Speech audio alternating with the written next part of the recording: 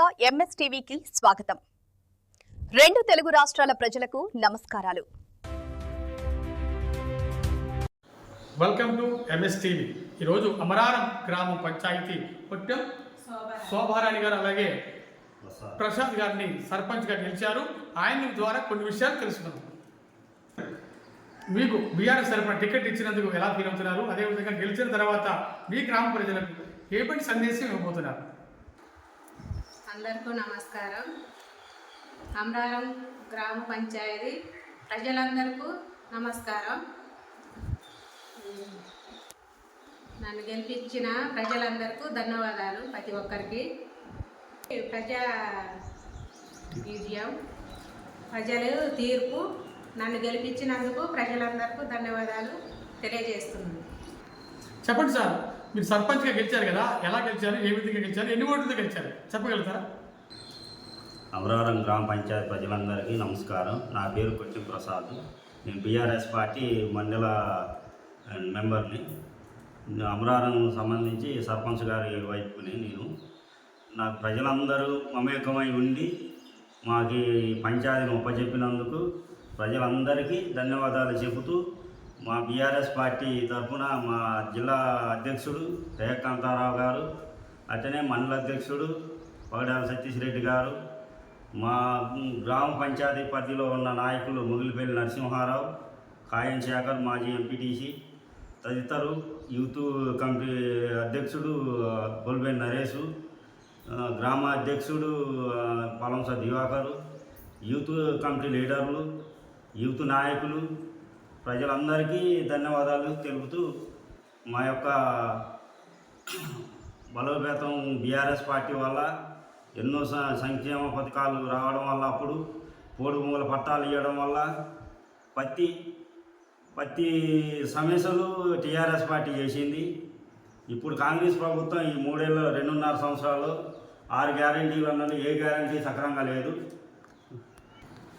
Okay sir, గెలిచారు కదా, ఇప్పుడు గెలిచిన తర్వాత మీ గ్రామానికి ఎటువంటి అభివృద్ధి సంక్షేమ కార్యక్రమాలు చేశారు? మా అమరారం పంచాయతీలో గ్రామంలో మొత్తం కొత్తూరు కానీ, శమర్లకోట కానీ, జిన్నలగూడెం కానీ, ప్రతి గ్రామంలో మేము పైప్ లైన్లు కానీ, ఈది దీపాలు కానీ, ప్రతి ఒక్క పనిని చేస్తున్నాం. రోడ్డు వెంబడి చెట్లు ఏమన్నా అడ్డు వచ్చినా, నీళ్ళు సమస్య ఉన్నా వెంబడే తక్షణమే అక్కడికి పోయి దాన్ని తీర్చుతున్నాం. ఇంకా ఏమన్నా ఇక ప్రజలకి ఏమన్నా కష్టాలు వచ్చినా మేము పోయి వాళ్ళకి సాయంగా ఉంటామని ఈ పంచాయతీ తరఫున కోరుకుంటాను. కాంగ్రెస్ 6 గ్యారెంటీస్ ఇచ్చింది కదా, మీ గ్రామానికి ఎటువంటి సంక్షేమ కార్యక్రమాలు అందిని ఇంకేమైనా అందాలా? 6 గ్యారెంటీలు కాంగ్రెస్ ప్రభుత్వం అన్నది. ఏ 6 గ్యారెంటీలు ఒక్కటి కూడా రాలేదు. ఓన్లీ ఒక బస్సు ఒక్కటి నడిపిస్తాను. రైతు బంధువు కూడా అది 10 ఎకరాలు ఉన్నది, 20 ఎకరాలు ఉన్నది, ఒకటే ఎకరానికి వేసినట్టు వేసిండు. ఏ దానికి ఏది లేదు, అన్ని డూబు అయినాయి. ఇక అది అంటారు, ఇది అంటారు, మహిళకి 2500 ఇస్తానంటారు. ఇక ప్రతి ఒక్కటి సంక్షేమ పథకాలు ఇస్తానంటాను, ఏది లేదు, మొత్తం ఇచ్చినామని చెప్తాను. ఇవ్వకుండా ఇక రేవంత్ రెడ్డి అయితే ఇక మాకైతే ఇక అది ఎట్ట చేయాలో ఏందనేది మాకే అర్థం కావట్లేదని చెప్తాను.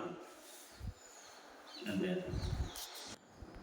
మరి బీఆర్ఎస్ ప్రభుత్వం గురించి, బీఆర్ఎస్ పార్టీ గురించి మీరు కొన్ని విషయాలు చెప్పగలుగుతారా? బీఆర్ఎస్ అంటేనే తెలంగాణ అంటేనే బీఆర్ఎస్.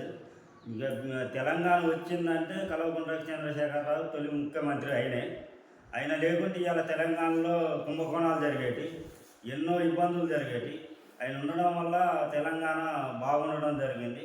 ఏంటంటే కాంగ్రెస్కు ఒక్కసారిగా ఇస్తే బాగుంటుంది అనే దాని మీద ప్రజలు కూడా ఆయనకు మమేకం అయ్యారు. ఈ టిప్పుకు మాత్రం అడుగెళ్ళకపోతారు కాంగ్రెస్ ప్రభుత్వం. టీఆర్ఎస్ఏ మళ్ళీ గెలుతుంది, కేసీఆర్ఏ మళ్ళీ ముఖ్యమంత్రి అవుతాడు. కేసీఆర్ చేసిన సంక్షేమ పథకాలు బొచ్చాడు ఉన్నాయి. మిషన్ భగీరథ అని, పొడుమూల పట్టాలని, ఈ రైతు బంధు అని, రైతులకు ఇన్సూరెన్స్ అని 5000 రైతు బీమా అని చెప్పుకుండా పోతే బొచ్చాడు ఉన్నాయి కేసీఆర్ చేసినవి.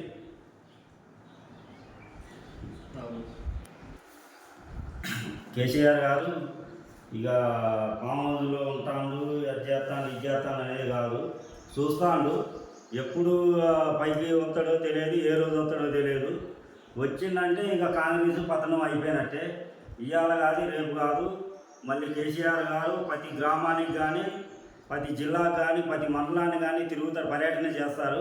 ఇప్పుడే కేటీఆర్ గారు కూడా చేస్తున్నారు. అట్టనే మా జిల్లా అధ్యక్షుడు కూడా రేవకాంతారావు గారు కూడా ఆయన కోసం మమేకమై బాగా జిల్లా జిల్లా తిరుగుతున్నాడు. ప్రతి జిల్లా, ప్రతి మండలం, ప్రతి గ్రామం. రేవకాంతారావు చేయని పని లేదు ఇక్కడ. రోడ్లు కానీ, నీళ్లు కానీ, ప్రతి పొడుమూల కోసం కానీ, ప్రజల కోసం కానీ. ఈ రోజున ఆయనకి ఎమ్మెల్యే పదవి ఉన్నా లేకున్నా కానీ ఆయనే ఇక ఎమ్మెల్యే మూలు తిరుగుతాడు. ఈ పాయ వెంకటేశ్వర్లు వచ్చినా కానీ ఇక్కడ చేసే వర్క్ కూడా ఏమీ లేదు.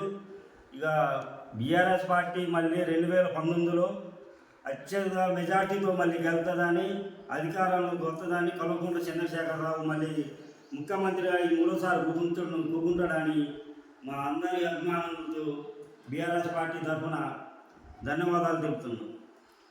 అమరారం గ్రామం సర్పంచ్ అయినటువంటి ప్రసాద్ గారు, శోభారాణి గారు చాలా చక్కగా ఈరోజు మాట్లాడారు. బీఆర్ఎస్ పార్టీ మరి త్వరలో తిరిగి వస్తుంది అనుకున్నారు.